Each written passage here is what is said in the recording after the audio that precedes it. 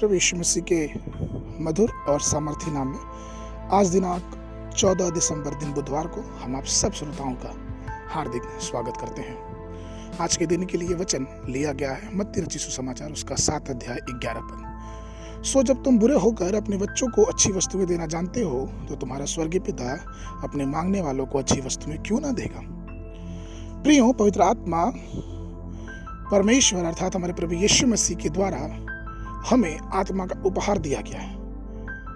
हमने भी वचन में पढ़ा है कि हम जब उससे मांगते हैं तो वो हमें अच्छा वरदान और अच्छी आशीष क्यों करना देगा, क्योंकि हमारा पिता है। ठीक इसी प्रकार से लूका रचित सुसमाचार उसके 11 के 13 में वचन कहता है, सो जब तुम बुरे होकर अपने बच्चों को अच्छी वस्तुएं देना जानते हो तो तुम्हारा स्वर्गीय पिता अपने मांगने वाले को पवित्र आत्मा क्यों ना देगा।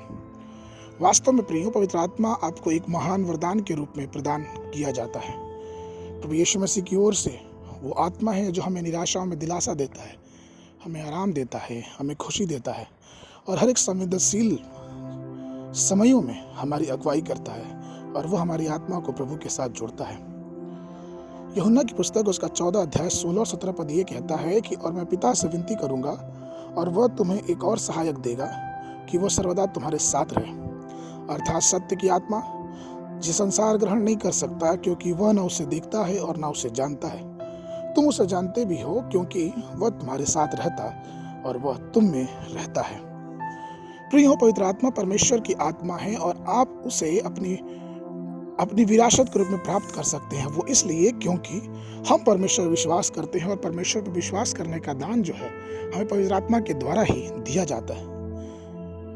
क्योंकि पवित्र आत्मा हमारे अंदर वास करता है, इसलिए हमें 2 आशीषें मिलती हैं। पहली आत्मा का फल और दूसरा आत्मा के उपहार।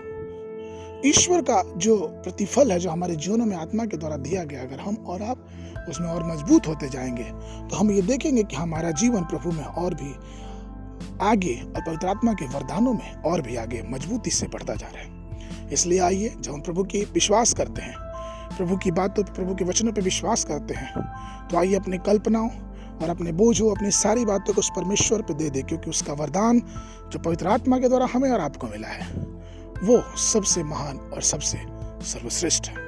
इसलिए पवित्र आत्मा की अगुवाई को अपने जीवन में सर्वप्रथम जगह दे, जिससे परमेश्वर आपको बहुतायत की आशीष देने पाए। आज के मनन के लिए प्रेरितों के काम उसके 10 अध्याय 38 पद कि परमेश्वर ने किस रीति से यीशु नासरी को पवित्र आत्मा और सामर्थ से अभिषेक किया, वह भलाई करता और सबको जो शैतान से सताए हुए थे अच्छा करता फिरता, क्योंकि परमेश्वर उसके साथ था। बाइबल अध्ययन के लिए सुबह के समय योएल नबी की पुस्तक उसका 1, 2 और 3 अध्याय, संध्या के समय प्रकाशित वाक्य की पुस्तक उसका 5 अध्याय। परमेश्वर आप सबको आशीष देवे।